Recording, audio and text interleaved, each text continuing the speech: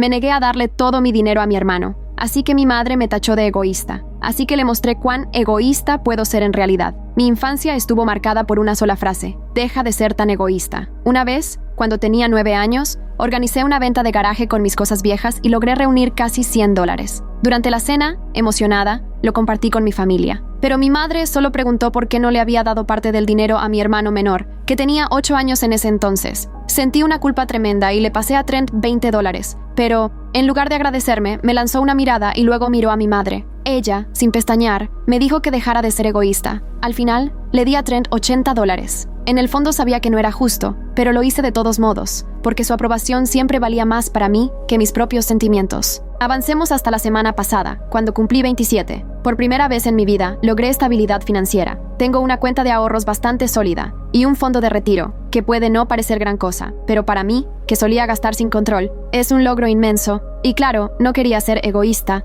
así que en la última reunión familiar llegué con un gran anuncio. Un compañero de trabajo, experto en Airbnb, buscaba a alguien que invirtiera en la renovación de una casa. A cambio, esa persona recibiría ingresos pasivos 10 veces mayores cada año, de por vida. Yo podría haber aprovechado la oportunidad, pero quise regalársela a Trent. En el camino, me repetía que esa era la última prueba que necesitaba para demostrar que no era egoísta. Pero, por supuesto, mis esperanzas se derrumbaron apenas llegué a la casa de mi madre. Fue Trent quien abrió la puerta. ¿Mamá te dijo que se me rompió la laptop hace unos meses? Me soltó, sin saludar. Yo me quedé en silencio, y él suspiró con fastidio. Mamá, te dije que Maggie se iba a olvidar de comprarme una MacBook nueva. Escuché pasos, y de pronto mi madre apareció a su lado, ambos con los brazos cruzados. Entonces ella dijo que, si iba a seguir siendo tan egoísta y no comprarle cosas nuevas a su hijo menor, entonces no merecía tener ni un buen empleo, ni un auto, ni nada. Antes de que pudiera explicar por qué había llegado sin regalos y contarles lo de la inversión de Airbnb, que le daría $5,000 extra al año, Trent me interrumpió. Maggie, yo siempre te defendí en la escuela. ¿Te acuerdas de los abusivos? Sí, me acordaba, porque él jamás dejó que lo olvidara. En la secundaria, me hacían la vida imposible todos los días. Una vez, Trent los amenazó y pararon, pero solo por un día. Aún así, él lo contaba como si fuera un héroe de película. Sé que puede sonar ridículo, pero ni siquiera me enojé. Solo sentí cómo se me llenaban los ojos de lágrimas. En el bolsillo tenía un iPhone nuevo que había comprado para mi madre. Estaba a punto de dárselo, pero siguieron hablando. ¿Sabías que tu hermano acaba de perder su trabajo de cajero en el Quick Check? 10 años ahí y ahora, nada. ¿Cómo piensas ayudarnos en esta situación? De inmediato, la tristeza se transformó en rabia. Observé sus caras llenas de exigencias. Nadie me había invitado a pasar. Pensé en las familias de mis amigas, en cómo recibían con abrazos a sus seres queridos, nunca con gritos, nunca haciéndolos llorar ni tratándolos como sirvientes. Respiré hondo y les pregunté si tenían algún regalo para mí. Mi hermano rodó los ojos. Claro, todo tiene que ser sobre ti, ¿verdad, Maggie? Sin decir una palabra, mantuve la cara seria mientras él iba por el regalo.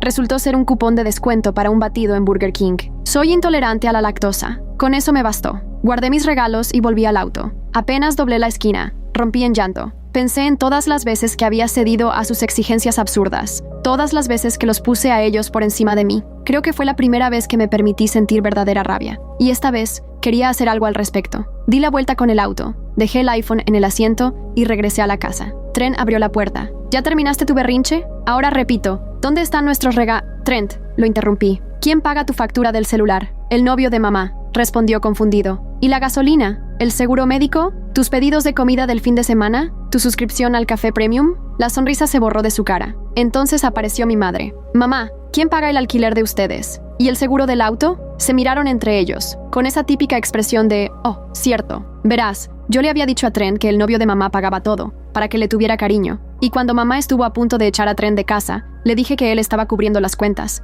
No me quedé para explicar nada. Me fui. Y aunque me sentí como toda una valiente, fue muy difícil. Pasé la noche llorando sin parar. Al despertar, mi celular estaba lleno de mensajes y llamadas perdidas. El primer buzón de voz era furioso. El segundo, amenazante. Para el 10º, ya estaban suplicando hablar conmigo con calma. Era la primera vez que les ponía un alto. Y aunque una parte de mí quería disfrutar ese pequeño triunfo, mi lado más racional ya calculaba las consecuencias económicas. Llevaba años pagándoles todo. Celular de Trent, su seguro médico, servicios de streaming y gran parte del alquiler de mi madre cada vez que no le alcanzaba. Hice cuentas en la calculadora del teléfono y me di cuenta de que estaba gastando casi $2,000 al mes en ellos. Dinero que bien podría haber usado en mi propio futuro. Incluso en la inversión de Airbnb. Las llamadas no paraban en todo el día, y por la noche, El tono de mamá ya había pasado de la furia al drama, diciendo que los iban a desalojar si no arreglaba este malentendido. Puse el celular en modo silencio y me acosté temprano. Al día siguiente, 37 llamadas perdidas y mensajes cada vez más desesperados, que el casero amenazaba con echarlos, que las empresas de servicios estaban enviando avisos finales. Por un segundo, sentí esa vieja punzada de culpa. Mi dedo se detuvo sobre el botón de llamada. Casi cedo, una vez más. Pero entonces recordé sus rostros exigiendo regalos mientras ni siquiera me invitaron a entrar. Decidí tomarme el día libre en el trabajo para despejar la cabeza. Pasé la mañana reorganizando mis finanzas y me di cuenta, con sorpresa, de que sin mantenerlos, podía hacer la inversión de Airbnb yo misma. Mientras revisaba números, mi compañera Jamie me llamó para ver cómo estaba, ya que casi nunca falto al trabajo. Al contarle lo que pasaba con mi familia, me invitó a almorzar. Me dijo que sonaba como alguien que necesitaba ser escuchada. Mientras comíamos unos sándwiches en la cafetería cerca de mi departamento, me encontré contándole todo a Jamie. Desde la venta de garaje cuando tenía 9 años, pasando por el acoso en la secundaria, hasta lo que había pasado en mi cumpleaños. Con cada revelación, sus ojos se abrían más y más, hasta que finalmente dejó el tenedor a un lado y dijo: «Maggie, eso no es un comportamiento familiar normal. Eso es abuso financiero». Sus palabras me golpearon como si fueran un puñetazo en el estómago. Pasé el resto del almuerzo en una especie de trance, mientras Jamie me explicaba con delicadeza que lo que había vivido no eran simples actos egoístas de vez en cuando, sino un patrón sistemático de explotación que había sido normalizado para mí desde que era niña. Al llegar a casa, finalmente llamé a mi madre. Mantuve la voz firme mientras le explicaba que ya no cubriría ninguno de sus gastos. Y cuando empezó a llorar diciendo que terminarían en la calle, le respondí con calma que Trent podía buscar otro empleo, o que podían solicitar ayuda de algún programa estatal. Mi madre cambió de tono de inmediato. Su voz se endureció mientras me acusaba de abandonar a la familia en un momento de necesidad, recordándome todos los sacrificios que había hecho para criarme. Pero esta vez, su manipulación emocional me resbaló como gotas de lluvia en un parabrisas. Cerré la llamada con un simple: «Los quiero a los dos, pero no puedo seguir haciendo esto», y bloqueé sus números por el resto de la semana para darme un espacio para pensar. Las siguientes 2 semanas fueron las más tranquilas de mi vida adulta. Invertí en la oportunidad de Airbnb, comencé terapia con una psicóloga especializada en dinámicas familiares, y hasta me uní a un grupo de senderismo local, donde conocí gente genuinamente amable que no esperaba nada de mí a cambio. 3 semanas después de cortar el apoyo económico, recibí una carta de Trent. Comenzaba con reproches, pero hacia el final admitía que quizá habían dependido demasiado de mí, y preguntaba si podíamos hablar en persona. Acepté encontrarnos en un lugar neutral, una cafetería en el centro, en lugar de sus casas o la mía. Llegué temprano para asegurarme una mesa en la esquina, desde donde pudiera verlos llegar. Mi madre fue la primera en llegar. Se veía visiblemente más cansada que como la recordaba, con el cabello recogido en una coleta desordenada en lugar de su peinado siempre impecable. Unos minutos después llegó Trent, vistiendo un uniforme del supermercado local. La conversación comenzó con cierta incomodidad. Mamá explicó que habían tenido que hacer varios ajustes drásticos desde que los abandoné, pero yo solo sorbía mi café, esperando que fueran al grano. Finalmente, Trent admitió que había aceptado un empleo nocturno reponiendo estanterías, y mamá empezó a cuidar niños de los vecinos para poder cubrir los gastos. Pero aún estaban atrasados con el alquiler y enfrentaban una posible orden de desalojo si no conseguían $2,000 antes de fin de semana. Los miré durante un largo rato. Recordé todos mis cumpleaños donde mis regalos eran una ocurrencia de último momento, si es que recibía algo. Todas las oportunidades que dejé pasar para pagar los caprichos de Trent. Todos los años en los que me hicieron sentir que mi valor dependía únicamente de lo que podía darles. «Puedo ayudarles esta última vez», dije al fin, sacando mi chequera. «Pero tengo condiciones». Sus caras se iluminaron de alivio, hasta que les expliqué los términos. Pagaría los $2,000 directamente al arrendador, no a ellos. Y a cambio, ambos asistirían a 3 sesiones de terapia familiar conmigo y mi terapeuta.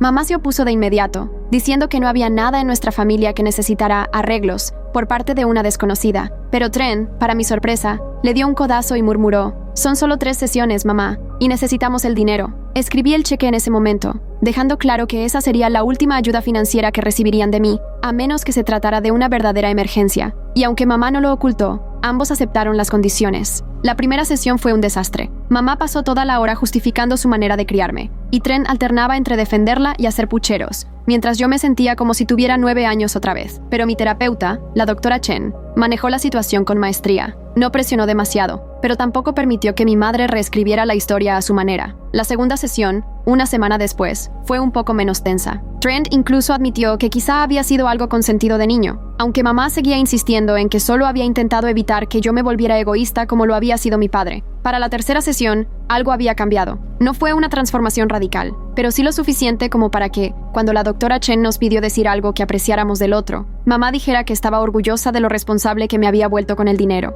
Quizá fue el primer cumplido sincero que me dio en años. Después de cumplir con las 3 sesiones obligatorias, pensé que mi familia desaparecería de la terapia y de mi vida. Pero para mi sorpresa, Trent me llamó la semana siguiente para invitarme a tomar un café. Solo él y yo. Nos encontramos en la misma cafetería, y durante la primera hora solo charlamos de forma incómoda sobre su nuevo trabajo y mi inversión en Airbnb. Pero luego se aclaró la garganta y dijo, la doctora Chen me hizo darme cuenta de algunas cosas, sobre cómo te traté cuando éramos chicos. Asentí sin decir nada, conteniendo las emociones mientras él seguía. Supongo que siempre te vi como la hija perfecta, la que tenía todo resuelto, y me daba envidia. Así que cuando mamá me daba la razón, se sentía bien, ¿sabes? Parecía incómodo, pero continuó. He estado pensando en todas las veces que me ayudaste con dinero, y quiero devolvértelo. No todo de golpe, claro, pero tal vez un poco cada mes. Me sorprendí tanto que casi derramé mi café. Le aseguré que no era necesario, pero él insistió, sacando un sobre con $200 en efectivo. Es un comienzo. La relación con mamá seguía siendo más complicada.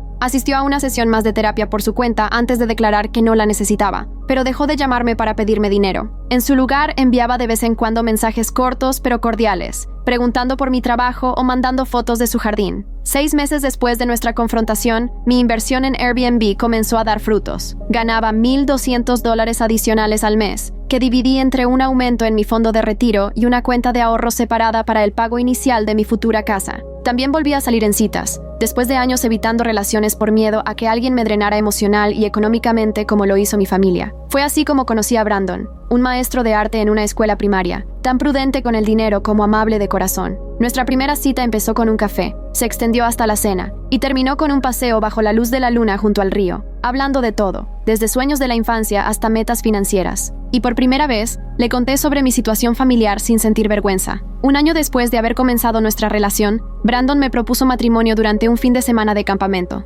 Sacó un anillo sencillo pero hermoso, después de que habíamos subido a un mirador con vistas espectaculares del valle. La planificación de la boda volvió a poner en evidencia la dinámica con mi familia. Los padres de Brandon querían colaborar generosamente con la ceremonia, mientras que mi madre solo ofrecía críticas sobre cada decisión, y Trent me preguntó si podía llevar 3 acompañantes distintos. Sentí que estaba cayendo de nuevo en viejos patrones, intentando complacer a todo el mundo, menos a mí, hasta que Brandon, con toda su ternura, me recordó que ese día era nuestro, no de ellos, y que debíamos planearlo a nuestra manera. Optamos por una ceremonia íntima en un jardín botánico, con apenas 50 invitados. Cuando llamé a mamá para contarle nuestra decisión, me preparé para su desaprobación, pero, para mi sorpresa, simplemente preguntó qué debía ponerse y si podía ayudar en algo. La noche anterior a la boda, durante la cena de ensayo, Trent me llamó aparte y me entregó un sobre con 15 billetes de $100. Me explicó que había estado ahorrando para devolvérmelo y quería darme esa parte como regalo de bodas. Lo abracé, quizás por primera vez como adultos, y sentí que algo se reparaba entre nosotros,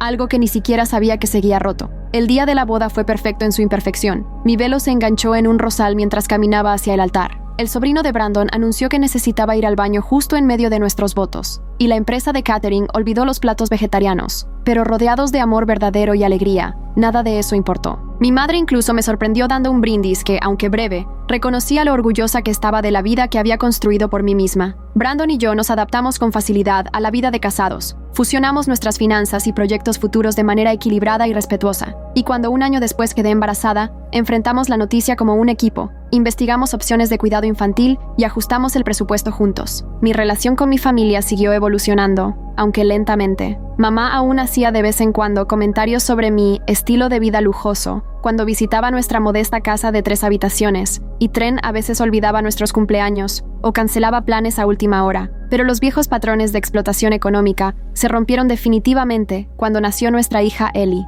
Recuerdo haber visto a mi madre sostener a su nieta por primera vez, con lágrimas corriendo por sus mejillas arrugadas, y sentí una mezcla de emociones. Esperanza de que mi hija nunca conociera el amor condicionado con el que yo crecí, miedo de, sin querer, repetir los patrones de mi infancia, y una firme determinación de construir un legado familiar diferente. A medida que Ellie pasó de bebé a niña pequeña, me volví muy consciente de cómo le hablaba sobre el dinero. Tenía mucho cuidado de no usar jamás la palabra egoísta, incluso cuando se negaba a compartir sus juguetes con primos o amigos. Brandon notó mi ansiedad en esas situaciones y me sugirió que leyéramos libros sobre educación financiera saludable para niños. Eso me ayudó a entender que fomentar la generosidad no tenía por qué significar renunciar al amor propio. Cuando Ellie cumplió 3 años, Empezamos a darle una pequeña mesada dividida en 3 partes, una para gastar, otra para ahorrar y una para compartir. Ella decidía cómo usar la parte para compartir, ya fuera comprando un regalo para alguien o donando al refugio de animales que tanto le gustaba visitar. Durante una cena dominical, mi madre cuestionó ese enfoque. Preguntó por qué complicábamos las cosas en lugar de enseñarles simplemente a compartir todo. Pero yo le expliqué con calma nuestra filosofía, mientras Brandon me apretaba la mano debajo de la mesa en señal de apoyo. La verdadera prueba llegó en el 5º cumpleaños de Ellie. Trent llegó sin regalo, y con algo de vergüenza explicó que lo habían despedido otra vez, y no podía permitirse comprarle nada. La antigua Maggie le habría dado dinero más tarde, o habría fingido que su presencia era suficiente como obsequio. Pero esta vez, le sugerí que le regalara tiempo a Ellie. Tal vez llevarla al parque el próximo fin de semana, o enseñarle a pescar en el lago cerca de su departamento. Trent se sorprendió, pero aceptó, y esa salida se convirtió en una tradición mensual que benefició a ambos mucho más que cualquier juguete. Con el paso del tiempo, nuestra familia creció con la llegada de unos gemelos 2 años después. Fue entonces cuando Brandon recibió una oferta para dirigir el departamento de arte en una prestigiosa escuela privada al otro lado del estado. Una gran promoción, con mejor salario y beneficios, pero que implicaba mudarnos lejos de mi familia. 10 años atrás, habría rechazado la oportunidad sin pensarlo, convencida de que mi obligación hacia mamá y Trent tenía más peso que cualquier otra cosa. Pero ahora, por primera vez, me sentía libre de sopesar los pros y los contras sin esa culpa asfixiante. Le conté a mamá sobre la posible mudanza durante un almuerzo. Esperaba resistencia o manipulación emocional, pero me sorprendió con preguntas sensatas sobre las escuelas de la nueva zona y si el costo de vida sería más bajo. Hacia el final de la conversación, se le humedecieron los ojos y admitió que extrañaría ver a los nietos con regularidad, pero luego propuso visitarnos durante las vacaciones escolares y hacer videollamadas semanales. La mudanza resultó ser justo lo que nuestra familia necesitaba. Brandon prosperó en su nuevo cargo. Yo encontré un trabajo de medio tiempo como contadora, que me permitía tener flexibilidad con los niños. Compramos una casa con una habitación extra destinada exclusivamente a las visitas familiares. Mamá venía una semana cada verano, y aunque sus visitas no siempre eran fáciles, seguía opinando sobre todo, desde cómo cargaba el lavavajillas hasta qué actividades extracurriculares debían hacer los niños. La distancia física había creado límites emocionales que hicieron nuestra relación mucho más saludable. La vida de Trent dio un giro inesperado cuando conoció a Vanessa, una mujer práctica y decidida, dueña de una exitosa empresa de jardinería. Necesitaba un encargado de operaciones, y Trent encajó.